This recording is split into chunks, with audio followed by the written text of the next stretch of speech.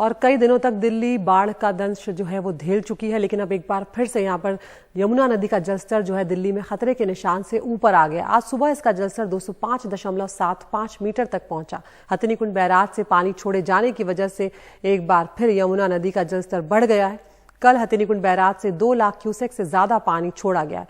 आपको बता दें कि यमुना में खतरे का निशान जो है वो 205.33 मीटर है। बीते 3 दिनों से ये खतरे के निशान से नीचे था, लेकिन थोड़ी राहत मिली थी और अब एक बार फिर ये खतरे के निशान से ऊपर आ गया है। और ऐसे में यमुना के किनारे बसे जो रिहायशी इलाके हैं वहां पर फिर से बाढ़ का खतरा पैदा हो गया। और इससे पहले ही जो बमुश्किल बाढ़ का पानी 9-10 दिनों के बाद उतरा था, तब भी जो गाद है, जो मलबा है, वो बहुत ज्यादा था, जिससे बीमारियों के फैलने का खतरा लगातार मंडरा रहा है। और दिल्ली में डेंगू और मलेरिया के मरीजों की तादाद जो है वो पहले के मुकाबले बढ़ी भी है।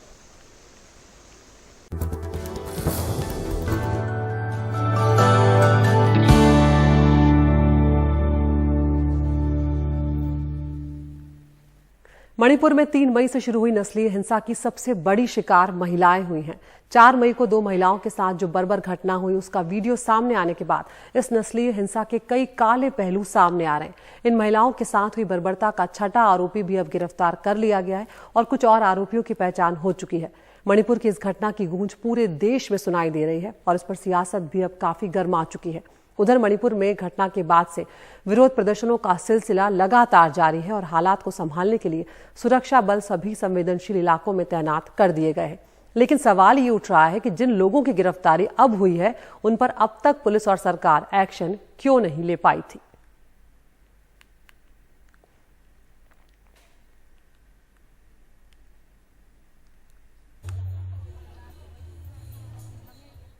और पश्चिम बंगाल के मालदा में भी कुछ ऐसी ही घटना सामने आई, जहां पर 2 महिलाओं की पिटाई का वीडियो वायरल होने के बाद जब इस पर बवाल बढ़ा तो अब पुलिस एक्शन में नजर आई और इस मामले में 5 लोगों को हिरासत में लिया गया है। उनसे पूछताछ की जा रही है। आपको बता दें, चोरी के आरोप में इन महिलाओं को अर्धनग्न हालत में घुमाया गया और इनके साथ बुरी तरह मारपीट की गई, जिसमें महिलाएं भी शामिल थी। खबरों के मुताबिक मालदा के पकुआ हाट का ये वीडियो 3 से 4 दिन पुराना है। इनकी पिटाई करने वालों में महिलाएं भी थी। हालांकि पुलिस में इस मामले पर अब तक कोई शिकायत दर्ज नहीं करवाई गई है। पुलिस का कहना है कि वो मामले की छानबीन कर रही है और जिन लोगों को हिरासत में लिया है उनसे पूछताछ की जा रही है।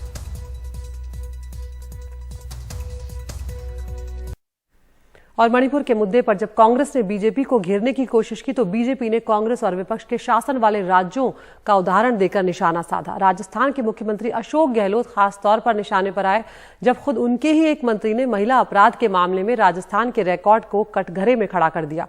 इसके फौरन बाद मुख्यमंत्री अशोक गहलोत ने मंत्री राजेंद्र गुडा को बर्खास्त कर दिया।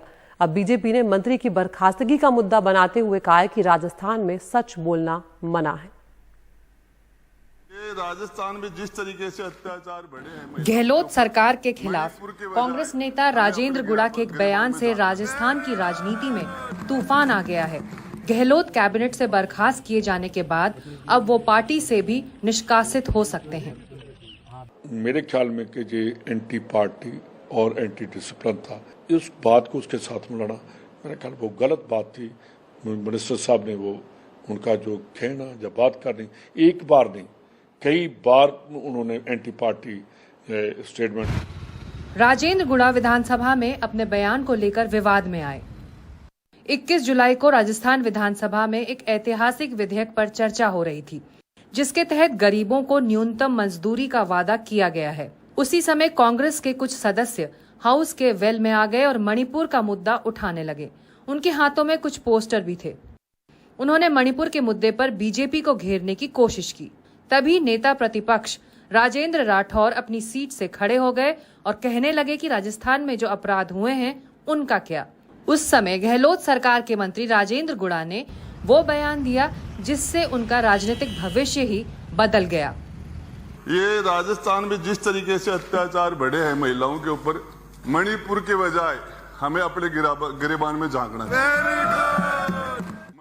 अपने ही सरकार को घेरने वाले इस बयान के बाद वो सदन छोड़कर चले गए। मीडिया से बात करने से इनकार कर दिया और सीधे उदयपुर वाटी पहुंच गए, जो उनका चुनाव क्षेत्र है। इसके कुछ ही घंटों के अंदर राजभवन से सूचना आ गई कि मुख्यमंत्री के कहने पर गुडा को मंत्रिमंडल से हटा दिया गया है। इसके बावजूद राजेंद्र गुडा अब भी मुख्यमंत्री पर सीधा वार कर रहे हैं। हम उनके पास से किसी काबिल आदमी को देते, वो आदमी साइड में काम करता, हो सकता है ये इस तरह का नहीं। परसों विधानसभा में बताऊंगा क्या होगा। पूछूंगा राजस्थान के मुख्यमंत्री से, पट्टी बांध के पाँव के बैठे हैं, एक छोटी पाँव की पट्टी बांध के बैठे मुख्यमंत्री जी। सवाल ये है कि ऐसी कौन सी घटनाएं हैं जिनसे राजस्थान में ये बवाल खड़ा हुआ है। दरअसल पिछले ही हफ्ते राजस्थान में 3 जघन्य अपराध हुए जिनसे पूरा प्रदेश हिल गया। 14 जुलाई को करौली में एक 19 साल की युवती की हत्या हुई। उसकी पहचान छिपाने के लिए उस पर एसिड डाल दिया गया। 16 जुलाई को एक नाबालिग लड़की के साथ सामूहिक बलात्कार हुआ, वो भी जयपुर की जय नारायण व्यास यूनिवर्सिटी के कैंपस के अंदर। और फिर 19 जुलाई को घर पर सो रहे एक ही परिवार के 4 लोगों की हत्या करने के बाद उनको जलाने की कोशिश हुई। मृतकों में 6 महीने की एक बच्ची भी थी। 33,000 महिलाओं के साथ दुष्कर्म की घटनाएं राजस्थान में। 22% देश की महिला दुष्कर्म की घटनाएं राजस्थान में। ये अपने आप में राजस्थान को नंबर 1 महिला अपराध में बनाता है। कि राजस्थान में कांग्रेस के एक नेता ने जब राजस्थान में बढ़ते महिला उत्पीड़न के संदर्भ में एक बयान जारी किया, तो ऐसे कांग्रेस के नेता के बयान पर कार्रवाई करने के बजाय कांग्रेस पार्टी ने अपने उस नेता को बर्खास्त कर दिया। अशोक गहलोत अब अपनों से ही घिरते दिख रहे हैं। राजेंद्र गुड़ा को बीएसपी से कांग्रेस में लाने वाले मुख्यमंत्री अशोक गहलोत ही थे, लेकिन पिछले कुछ दिनों से राजेंद्र गुड़ा ने सचिन पायलट से नजदीकियां बढ़ा ली थीं। मुख्यमंत्री अशोक गहलोत को अंदाजा है कि महिलाओं के खिलाफ बढ़ते अपराधों का मामला अब राजस्थान में भी तूल पकड़ेगा।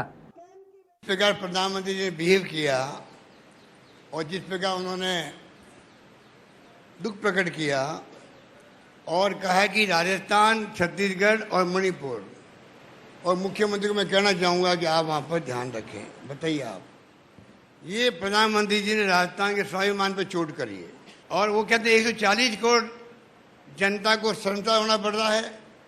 140 करोड़ जनता को शर्मसार नहीं होना पड़ रहा है, वो तो दुखी है आपके सरकार के कारनामों से।